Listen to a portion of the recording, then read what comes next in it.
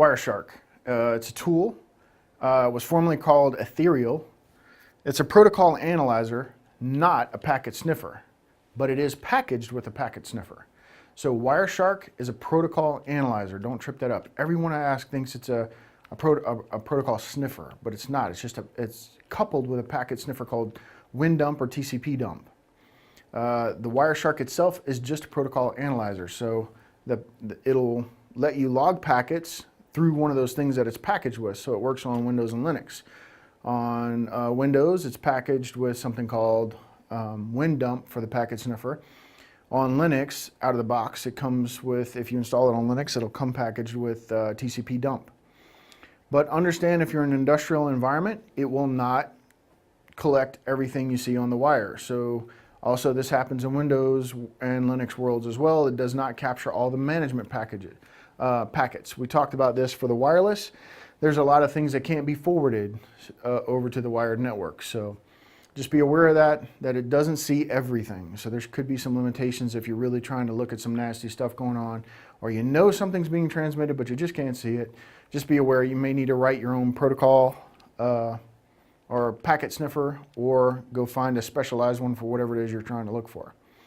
So the limitations of Wireshark are, all of these really, any kind of protocol analyzer, they're dependent on what protocols they know about and what the packet sniffers that are packaged with it feed it.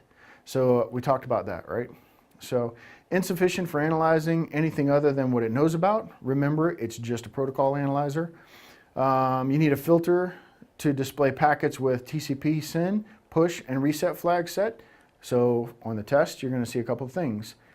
Remember that it's a protocol analyzer, not a packet sniffer. Have that all over the place here. I've told you that many times in other slides as well. And also, how do you build filters in Wireshark? So you see where it says tcp.flags.syn equal 1, or remember the loafs we talked about, the logical operators for security. The tcp.flags.push equal 1. Notice the equal is the comparison equal, the double equal. You're not assigning it, you're comparing it. And there's another or, tcp.flags.reset equals 1. So this is what that would look like, that filter you're building.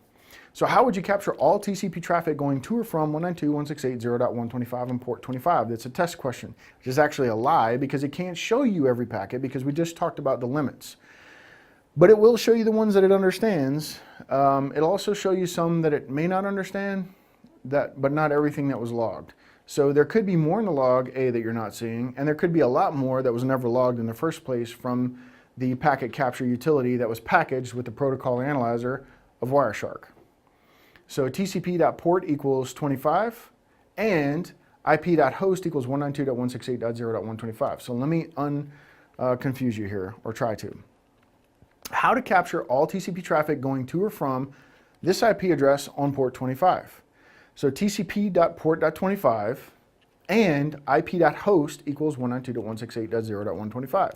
So for the test, there's your answer. There's your filter. This is work on the test and in real life. So there's an excellent class that we have on Wireshark alone, so you can look for that.